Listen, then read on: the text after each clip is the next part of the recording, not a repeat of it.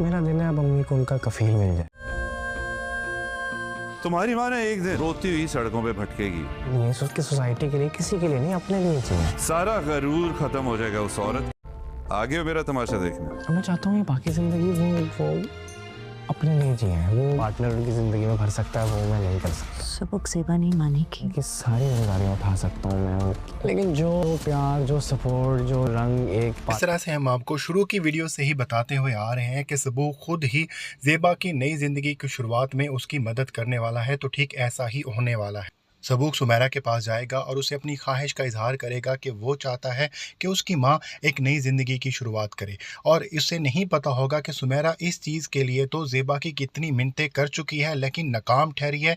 इसी वजह से वो सबूक को यही कहेगी कि किसी भी सूरत ज़ेबा नहीं मानने वाली, क्योंकि ज़ेबा ज़माने के बारे में बहुत ज़्यादा सोचती है। लेकिन सबूक पूरा तहैया करके आया होगा कि वो सुमेरा के ज़रिए अपनी माँ को मनाए, और इस सिलसिले में वो अपनी तीनों बहनों से भी ये सारी बात डिस्कस कर चुका होगा और अपनी बहनों को भी एतमाद में ले चुका होगा। जिस तरह से उनकी माँ ज़ेबा ने अपने बच्चों की खातिर अपनी ज़िंदगी और अपनी खुशियाँ कुर्बान कर दी है, तो अब मौका आ गया है कि ये सारे बच्चे मिलकर कुछ करें। और चारों बच्चे भी ज़ेबा की ज़िंदगी में खालीपन महसूस कर रहे होंगे। ये खालीपन इसलिए नहीं होगा कि उनका बाप ज़ेबा की ज़िंदगी से चला गया है, ये खालीपन तो शुरू से ही था, लेकिन अब इसका एहसास बहुत ज़्यादा बढ़ जाएगा और ज़ेबा भी अपने अंदर बहुत ज़्यादा कमज़ोर महसूस करने लग जाएगी। सबूक इस सिलसिले में अपनी माँ से बात करेगा कि वो चाहता है कि जमाल का प्रपोज़ल जो उसकी माँ के लिए आया है वो उसे एक्सेप्ट कर ले, लेकिन ज़ेबा एक मर्तबा फिर से ना ही बोलेगी, क्योंकि वो नहीं चाहती कि ज़माने वाले उसकी बेटियों के ऊपर या उसके बेटे के ऊपर बात करें।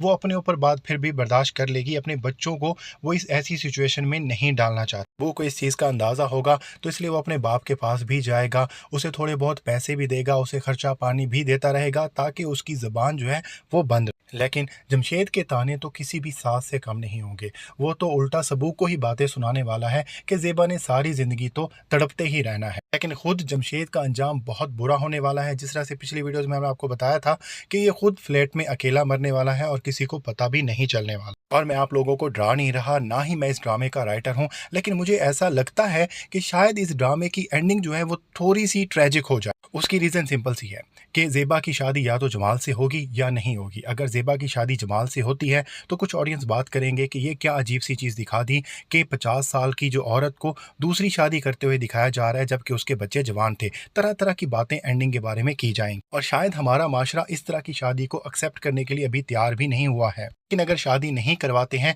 तो वो ऑडियंस जो चाहते थे कि ज़ेबा और जमाल की शादी हो, वो यही कहेंगे कि अगर इनकी शादी नहीं करवानी थी तो जमशेद से उनकी खुला करवाने की क्या ज़रूरत थी, 24 साल बाद जमाल को वापस लाने की क्या ज़रूरत। तो किसी भी सूरत में ऑडियंस दो हिस्सों में डिवाइडेड है। शादी होती है तो एक ग्रुप नाराज होगा, नहीं होती तो दूसरा ग्रुप नाराज होगा। लेकिन फ़र्ज़ करें ड्रामा की एंडिंग ऐसी हो जाए कि ज़ेबा खुशियों की तलाश में ही मारी मारी फिरती रहे और उसकी ज़िंदगी का अंजाम हो जाए, तो सब ऑडियंस के दिल में कसक सी बाकी रह जाएगी कि ज़ेबा ये डिज़र्व नहीं करती। कोई उसका एक्सीडेंट या कोई भी ऐसा इशू हो जाता है, तो अगर उसके साथ कुछ भी ऐसा अंजाम होता है तो मेरे ख्याल में ऑडियंस जो है उन्होंने 1 महीना तो रोते ही रहना है। इसका रिज़ल्ट क्या होगा? इसका रिज़ल्ट ये होगा कि ऑडियंस के दिल में कहीं न कहीं एक खालीपन सा रहना शुरू हो जाएगा, क्योंकि वो चाहते थे कि ज़ेबा को खुशियाँ मिलें। और प्रैक्टिकल लाइफ में अगर ज़ेबा जैसा करैक्टर उनके सामने आया तो कहीं न कहीं वो कोशिश करेंगे कि ज़ेबा को तो खुशियाँ नहीं मिली हैं, लेकिन इस करैक्टर को खुशियाँ मिलें, तो वो अपनी प्रैक्टिकल लाइफ में कोई ना कोई ऐसी एफर्ट कर सकते हैं। शुरू से ही हम आपको यही बताते आ रहे हैं कि इसमें उमेरा अहमद 2 ही चीज़ें हमें समझाना चाह रही है कि अगर आपका हमसफ़र ठीक नहीं है, आपके साथ नहीं चल सकता, तो पहले ही ताल्लुक़ तोड़ना बेहतर है। हालाँकि ताल्लुक़ तोड़ना मतलब तलाक लेना हमारे माशरे में अच्छा नहीं समझा जाता। और दूसरा सबक ये है कि आप इतने बूढ़े कभी भी नहीं हुए हैं ज़िंदगी में कि आप अपनी ज़िंदगी की अच्छी और नई शुरुआत ना करें। ज़माने के बारे में सोच के अपने बारे में सोचना शुरू करें। तो ये 2 चीज़ें जो थी मेरे ख्याल में उमेरा अहमद ने अपने तमाम ऑडियंस को बहुत अच्छी तरह से समझा दी हैं। मुझे तो अच्छी तरह से समझ